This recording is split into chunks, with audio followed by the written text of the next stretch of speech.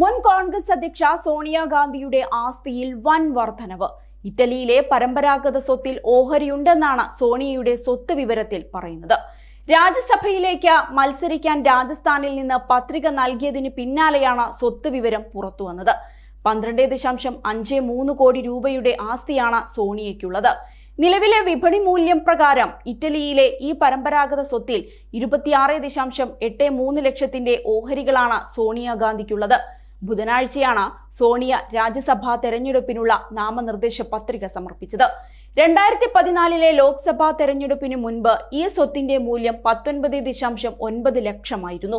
2019 സ്വത്ത് വിവരത്തിൽ പക്ഷേ ഇവയുടെ വിപണന മൂല്യം വെളിപ്പെടുത്തിയിട്ടില്ല. സോണിയയുടെ ആകെ സ്വത്തുകൾ 2014 9.28 കോടിയും 2019 11.82 കോടിയുമായിരുന്നു.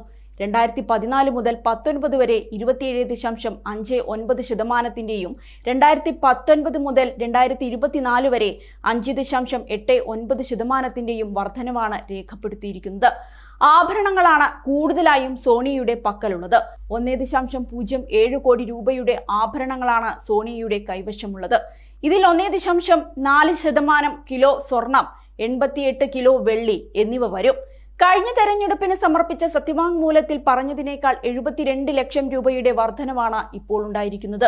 90,000 രൂപയാണ് പണമായി സോണിയയുടെ കൈവശമുള്ളത്. 2009 മുതൽ 2014 വരെയുള്ള കാലയളവിൽ 574.18% സോണിയയുടെ ആസ്തിയിൽ വർധനമുണ്ടായത്. 9.28 കോടിയായിരുന്നു ആസ്തി. 2019 11.82 കോടിയായും 2024 12.53 കോടിയായും ഉയരുകയായിരുന്നു. ഓക്സ്ഫോർഡ് യൂണിവേഴ്സിറ്റിയിൽ നിന്നുള്ള റോയൽറ്റി, നിക്ഷേപങ്ങൾ, ബോണ്ടുകൾ, ബാങ്കുകൾ, കൈവശമുള്ള പണം എന്നിവയെല്ലാം ചേർത്ത് 6.38% കോടിയുടെ മൂല്യം വരും. 1.3 കിലോഗ്രാം സ്വർണത്തിന് 49.95 ലക്ഷം വരും. 88 കിലോ വെള്ളിക്ക് 57.20 ലക്ഷം രൂപയും വരും. അങ്ങനെയാണ് മൊത്തം 1.07 കോടി വില വരുന്നത്. MP ശമ്പളം, റോയൽറ്റി ഇൻകം, ബാങ്കുകൾ, ബോണ്ട് എന്നിവയിൽ നിന്നുള്ള പലിശ, മ്യൂച്വൽ ഫണ്ടിൽ നിന്നുള്ള മൂലധനം എന്നിവയാണ് സോണിയാഗാന്ധി വരുമാനത്തിന്റെ സ്രോതസ്സായി കാണിച്ചിരിക്കുന്നത്. സാമൂഹ്യ മാധ്യമ അക്കൗണ്ടുകളൊന്നുമുള്ളതായി സോണിയാഗാന്ധി സത്യവാങ്മൂലത്തിൽ കാണിച്ചിട്ടില്ല. ഡൽഹിയിലെ ദേരാമണ്ടിയിൽ സോണിയയ്ക്ക് 2529.28 ചതുരശ്ര മീറ്റർ ഭൂമിയുണ്ട്.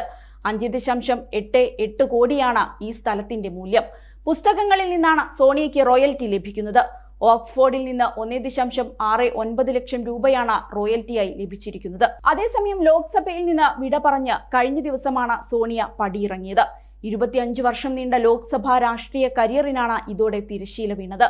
എന്നാൽ പാർലമെന്റ് രാഷ്ട്രീയത്തിൽ നിന്ന് സോണിയ പിന്മാറുന്നില്ല. രാജ്യസഭയിലേക്ക് അവർ മത്സരിക്കും.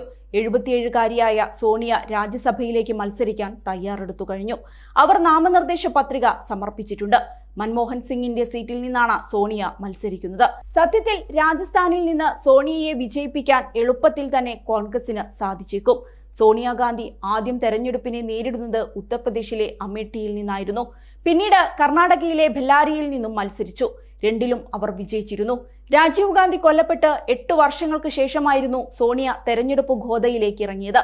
2004 സോണിയ റായ്ബറേലിയിലേക്ക് മണ്ഡലം മാറി. കോൺഗ്രസിന്റെ UPയിലെ രണ്ടാമത്തെ ശക്തി കേന്ദ്രമായിരുന്നു ഇത്. 1999 മുതൽ കോൺഗ്രസിനെ മുന്നോട്ട് നയിക്കുന്ന ശക്തിയായിരുന്നു സോണിയ. പാർലമെന്റിനകത്തും പുറത്തും കോൺഗ്രസിലെ തന്റെ സഹപ്രവർത്തകരെ മുൻനിരയിൽ നിർത്താൻ സോണിയ ഇപ്പോഴും ശ്രമിച്ചിരുന്നു. മൃദുവായി സംസാരിക്കുന്ന സോണിയാഗാന്ധിയെയായിരുന്നു എപ്പോഴും കണ്ടിരുന്നത്. എന്നാൽ രൂക്ഷമായ വിമർശനവും തനിക്ക് വശമുണ്ടെന്ന് നേരത്തെ സോണിയ തെളിയിച്ചിട്ടുണ്ട്. കഴിഞ്ഞ വർഷം 2 തവണ BJPക്കെതിരെ അവർ രംഗത്ത് വന്നിരുന്നു. വനിതാ സംവരണ ബില്ലിലും പ്രതിപക്ഷ MPമാരെ കൂട്ടത്തോടെ പുറത്താക്കിയപ്പോഴും കേന്ദ്ര സർക്കാരിനെ അവർ കടന്നാക്രമിച്ചിരുന്നു.